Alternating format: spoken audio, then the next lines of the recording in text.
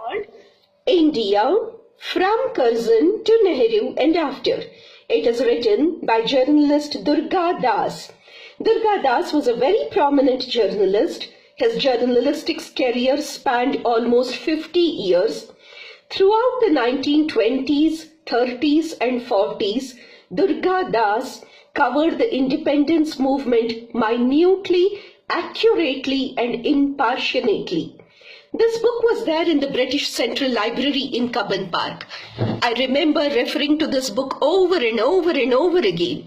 I don't have the book at home, but way back when I was young and I was doing my masters, I remember reading the book of Durga Das several times for references.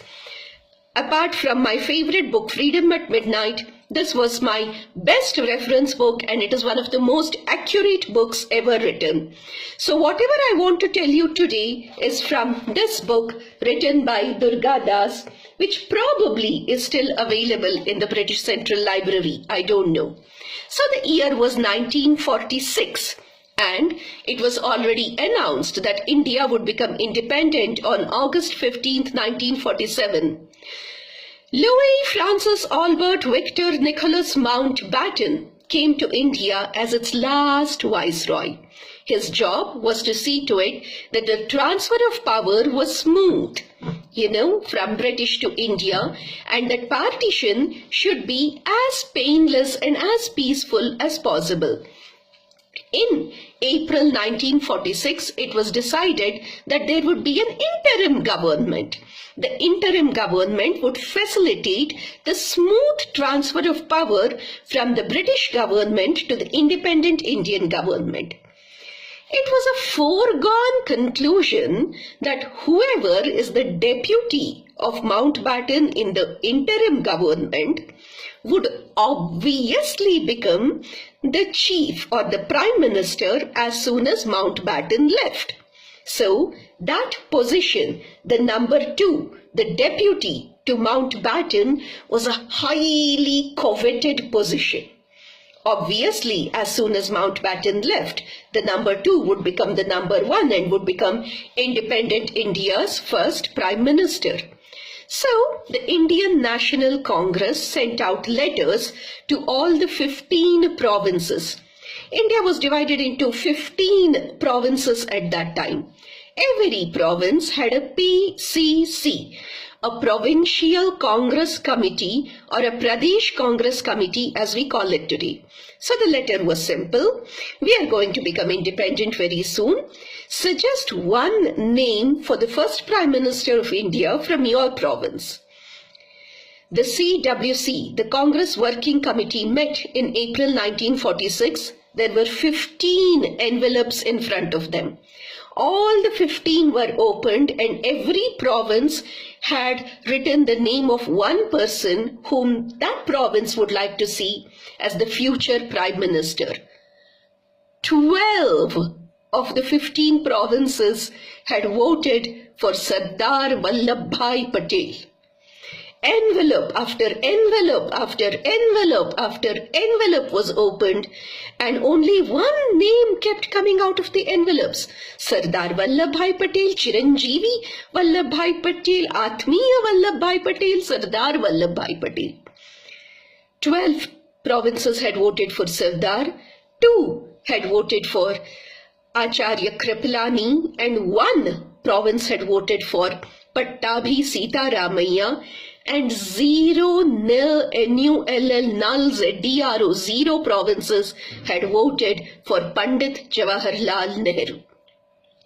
So there was Gandhiji sitting center with Sardar to one side and Nehru to the other side and Kripalani in front of him, and Gandhiji signaled to Kripalani and Acharya Kripalani immediately said, "Oh Bapu, oh Mahatma, none of the provinces have voted for Nehru, but we know your wishes. We all know that in your heart you want Nehru to be the first Prime Minister of India. I respect you, Bapu.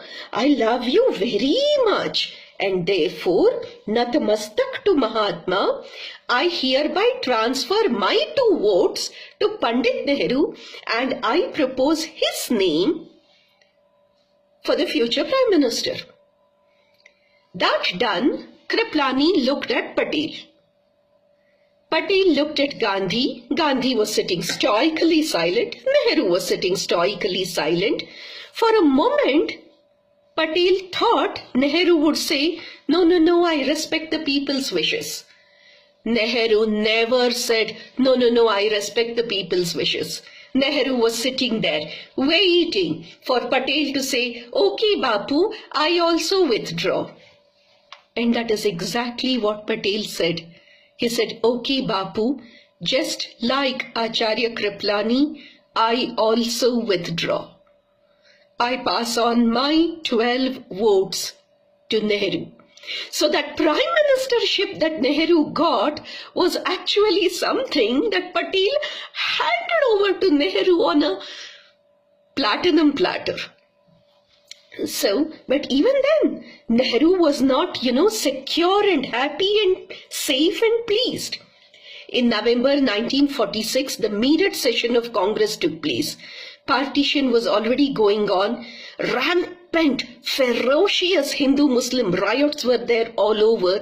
And there, while speaking at the Meerut Congress session, Sardar clearly said, Ahimsa theek hai, non-violence is good and non-violence is very good. But if you have to protect yourself, then pick up this sword. If you have to save your own lives, pick up this sword. There is nothing wrong. You don't have to be non-violent always. Try to be non-violent as far as possible. But if it really is a matter of life and death, pick up the sword. Very next month, in December 1946, Sardar Vallabhbhai Patel got a letter from Nehru. Chiranjeevi Vallabhbhai, I am hearing very wrong things about you. You are endorsing Himsa. You are endorsing violence. You are telling the people to pick up the sword. Oh, Chiranjeevi Vallabhbhai, this is wrong. Please tell the people to always remember Ahimsa. Why are you giving such explosive speeches? Please rein in yourself. This is not what I expected of you. Sardar sat down and replied to Gandhiji. His best friend Mishra was sitting next to him. His best friend D.P. Mishra was sitting next to him, and Sardar Patel actually replied to Gandhiji, and that letter is still there on record. Sardar Patel said, Oh, Bapu, I know who is sitting there in Nokhaldi and poisoning your ears against me. Please don't keep listening to Nehru and please don't keep listening to Mridula Sarabhai. Okay? I never said pick up the sword. I said if it is a matter of life and death, pick up the sword. So I know who is poisoning your ears. The situation on the ground is entirely different. I said what I had to say. So I know Nehru is sitting right there next to you, poisoning your ears against me, but please use your own judgment.